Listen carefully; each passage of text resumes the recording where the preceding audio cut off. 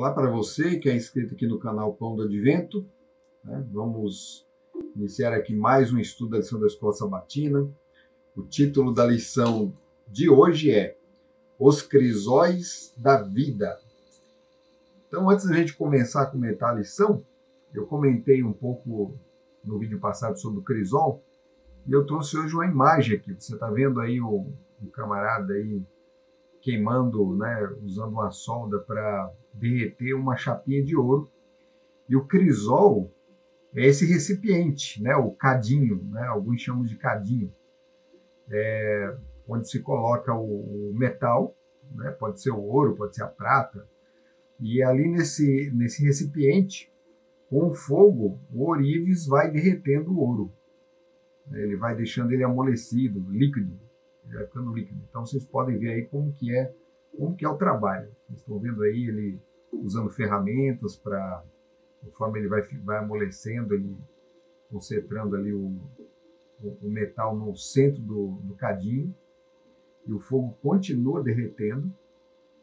E isso tem uma aplicação importante aí para a nossa vida espiritual, porque as provas pelas quais o cristão vai passar, o sofrimento, a dor, ela é comparada, né, com o cristão passando pelo fogo. Né? A fé do cristão, que é o ouro, né, lá no Apocalipse é usada a figura do ouro para falar da fé do cristão. Pedro também vai nos falar isso. E o fogo é o que vai purificar o ouro, né? Porque no fogo é possível separar a escória, tirar os elementos que são impuras, impurezas, do metal. Né? No caso aqui, no vídeo que a gente está vendo aqui, não. O ouro ele simplesmente já pegou uma barra, ele está amolecendo a barra para poder colocar ali na forma. Ele vai fazer alguma joia, né? Aquele molde que tem ali com aquelas 3 fissuras, é um recipiente de molde. Ele vai colocar depois ali o ouro derretido. E num outro momento, num outro estágio ali, ele vai martelar, vai dando forma, vai esticar o ouro, né? O ouro você consegue fazer filetes bem fininhos, né? Conforme você vai batendo, você consegue amassar bem o ouro, né? Ele é um tipo de metal bem maleável. Então ele está colocando ali já, você pode ver que ele colocou, está aquecendo lá dentro também, para ele ficar bem no formato do molde. Veja que o molde aguenta bem o fogo. Então é um tipo de metal assim que suporta melhor o fogo. Assim como o cadinho também aguenta o fogo, né? O fogo derrete apenas o ouro, ou num outro recipiente, não vai usar no mesmo, né? A prata. Ele vai controlando ali também a chama para conseguir o desejado, para conseguir derreter o ouro da forma desejada. Então é um trabalho bem interessante, né? Veja que sobrou ainda um pouco de ouro ali, mas ele continua derretendo para aproveitar bem ali e colocar no molde. Na capa da lição, o molde é um coração. Então, o ourives ali está transformando o ouro no coração. É uma metáfora aí para o coração humano. Né? Então é isso aí, ó. Pelo vídeo a gente conseguiu ver bem aí como que é o trabalho do ourives e o que é o crisol, né? Esse recipiente aí, o cadinho, é o crisol. Então a lição hoje vem falando sobre os crisóis da vida. A gente vai passar rapidamente aqui. Então nós vamos já para o primeiro verso. O primeiro verso diz assim: Amados, não estranhem o fogo que surge no meio de vocês, destinado a pô-los à prova, como se alguma coisa extraordinária estivesse acontecendo. Pelo contrário, alegrem-se na medida em que são coparticipantes dos sofrimentos de Cristo, para que também, na revelação de sua glória, vocês se alegrem exultando. É um verso assim, bem polêmico, né? Porque quem é que se alegra no sofrimento? Mas o apóstolo aqui, né, Pedro, ele falando com a gente, ele diz assim que devemos nos alegrar, porque estamos sofrendo com Cristo, sofrendo por Cristo, sofrendo porque estamos pregando o Evangelho, estamos sofrendo de forma injusta, porque há quem sofre também de forma justa. Então a lição vai tratar sobre esses tipos de sofrimento. Então, o primeiro tópico fala sobre surpresas. O verso diz assim: amados, não estranheis a ardente prova que vem sobre vós.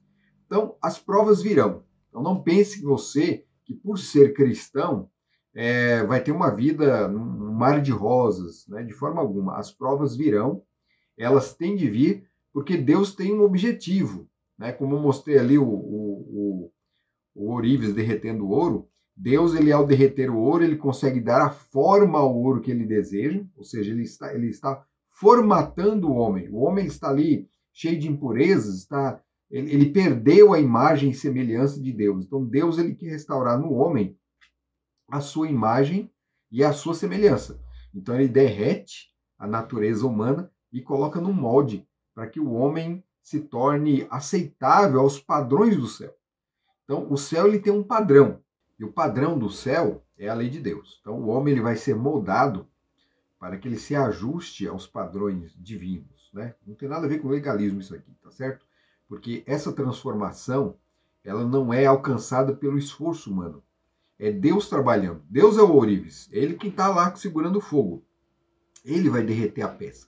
A peça apenas tem que se colocar à disposição de Deus para que Deus faça esse tipo de trabalho. Então, nada de surpresas, hein?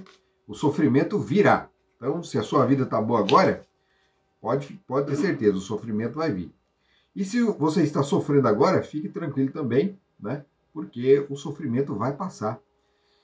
Para depois chegar um outro, né? Vir um outro, porque as provas virão até o fim da sua vida. Tópico seguinte: crisóis de Satanás.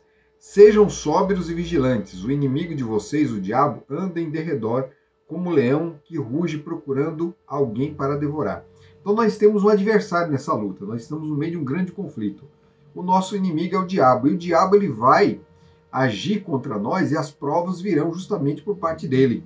Deus vai permitir que ele haja. Deus vai permitir que ele trabalhe contra nós. Mas veja, tudo está nos limites de Deus, você não tem que se preocupar. Porque o texto está dizendo assim que o leão, que aqui é o diabo, né? O leão, aquele anda ao derredor, buscando a quem pode tragar. Derredor é além do redor, então ele está além do redor, além do nosso redor, porque ao nosso redor, de fato, existem os anjos de Deus. O salmista fala assim, que os anjos de Deus acampam ao redor daqueles que o amam e o temem. Então nós temos anjos de Deus ao nosso redor e o diabo está a derredor, para além dos anjos. Então os anjos estão nos protegendo. Porém, aquelas setas inflamadas vão nos atingir de certa forma. Mas os anjos vão nos proteger, vão nos dar força para vencer. Não quer dizer que a gente não vai ser ferido, não. A ferida virá, porque Deus vai usar isso como instrumento a nosso favor, para que o nosso caráter seja aperfeiçoado. O tópico seguinte fala sobre crisóis do pecado. A ira de Deus se revela do céu contra toda impiedade e injustiça dos seres humanos que, por meio de sua injustiça, suprimem a verdade. Romanos 1,18. A ira de Deus vem contra toda iniquidade. Então, olha só, existem sofrimentos que são afligidos pelo diabo. Então, nós vimos o diabo ao redor ali, buscando a quem possa tragar. Então, o homem está ali no caminho de justiça, mas ele é atingido. Ele é atingido pela adversidade que vem do inimigo. Agora, esse caso aqui, os crisóis do pecado, são sofrimentos que vêm e também são usados por Deus para o benefício do homem. Só que são sofrimentos que vêm não é porque o diabo está ao derredor, é porque o homem cai na cilada do diabo. Então, é um sofrimento que vem em decorrência, em consequência de algo que a gente faz. Por exemplo, alguém que fuma muito, de repente adquire um tumor, né, no pulmão, e vai sofrer por conta disso. Por quê? Consequência do pecado que cometeu. É uma consequência. O camarada vai preso, vai para a prisão, porque matou alguém, consequência do crime que cometeu. Então, há sofrimento, existem dificuldades pelas quais o homem vai passar, porque ele procurou. Né? Então, esses aqui são os crisóis do pecado. Deus também vai usar esse sofrimento para aperfeiçoar o caráter. Por exemplo, o criminoso na prisão, ele vai poder pensar sobre a vida, ele ali vai poder refletir e vai ter a chance de mudar de direção, ainda que dentro da prisão. Não quer dizer que ele vai sair da prisão, não. Da mesma forma, aquele que adquiriu um tumor ou uma doença por decorrência de maus hábitos, seja bebida, drogas, cigarro, ele também vai ter a oportunidade de pensar, vai ter a oportunidade de abandonar. Não quer dizer que as consequências abandonarão também. Mas talvez ele tenha até condições de combater as consequências depois disso. Ou pode ser que não, pode ser que as consequências o vençam. Mas ainda assim foi bom, porque ele mudou sua atitude, ele mudou seu caráter, mudou seu estilo de vida. E isso vai ser bom para ele, ainda que ele sofra as consequências, certo? Crisóis de purificação. Então aqui são os crisóis que, na verdade, todos os crisóis servem para nos purificar, servem para nos mudar o nosso caráter, nos aperfeiçoar nos caminhos do Senhor. E a lição daqui nesse tópico vem tratando justamente disso. Portanto, assim diz o Senhor dos Exércitos: eis que eu os depurarei e os provarei, pois que outra coisa poderia eu fazer com a filha do meu povo? Então, a prova parece ser uma coisa ruim. Deus, na verdade, não gosta do sofrimento. Ele jamais quis que o homem sofresse. Ele colocou o homem no mundo para que o homem vivia no jardim. O trabalho não era penoso, ele trabalhava, mas não era penoso. Hoje o trabalho é penoso. Hoje você sofre no trabalho. E o sofrimento no trabalho, ele existe para depurar a nossa vida. Veja o que ele fala aqui, olha. Eu os depurarei e os provarei. Então nós seremos depurados, ou seja, purificados. Deus ele vai derreter o ouro com as provas para que as impurezas, a escória, seja retirada da nossa vida e nós possamos nos apresentar de forma digna diante do Senhor. Lembrando que nos apresentaremos diante do Senhor de forma digna porque Ele nos purificou. Veja que quem purifica é Ele. Não fique tentando você purificar a si mesmo. Apenas se coloque na mão de Deus, apenas se coloque na sua direção para que Deus trabalhe, para que o Espírito Santo, que é um fogo, a figura do fogo é uma figura do Espírito Santo. O Espírito Santo é esse fogo que trabalha nos nossos corações, na nossa mente, nos purificando, limpando das nossas impurezas. Ele é que nos incomoda. Quando a gente comete algum pecado, alguma falta, ele está ali, nos incomodando, nos mostrando a direção. Então, as provas vêm da parte de Deus para que nós possamos ser purificados. Crisóis da maturidade. E para que me não exaltasse pelas excelências das revelações, foi-me dado um espinho na carne, a saber, um mensageiro de Satanás, para me esbofetear, a fim de não me exaltar. 2 Coríntios 12, 7. Quem fala isso aqui é Paulo. Então, Paulo ele tinha um espinho na carne. O texto não declara que espinho era esse, que sofrimento era esse, que dificuldade é essa que Paulo tinha. Então, alguns especulam que talvez fosse a sua visão, depois que ele teve ali a visão de Jesus, que ele ficou cego e depois foi curado da visão, mas a visão não voltou a ser como era antes, ele tinha dificuldades. Então, há alguns momentos, alguns episódios de Paulo que parecem mostrar isso. Por exemplo, quando ele está diante do sumo sacerdote, ele está falando ali com ele, mas ele fala que não havia percebido que era o sumo sacerdote. Então, talvez realmente a visão de Paulo tenha ficado debilitada. O fato é que ele pediu para que Deus libertasse ele desse mal, e Deus falou para ele assim: olha, Paulo, a minha graça te basta, eu não tenho que te livrar de nada, e esse espinho na carne vai ser bom para você. E ele mesmo declara isso aqui, olha, para que ele não se exaltasse nas excelências. Né? Paulo ele era excelente em vários sentidos, e o orgulho, a vaidade, poderia tomar conta da sua vida. Então Deus faz o quê? Deus impede que isso aconteça pelas provações. Né? As próprias provações pelas quais Paulo passou, ele foi apedrejado, ele foi chicoteado, ele quase morreu. Né? E no fim da vida ele morreu. Ele foi preso e foi decapitado no fim da vida. Então Paulo ele foi muito provado.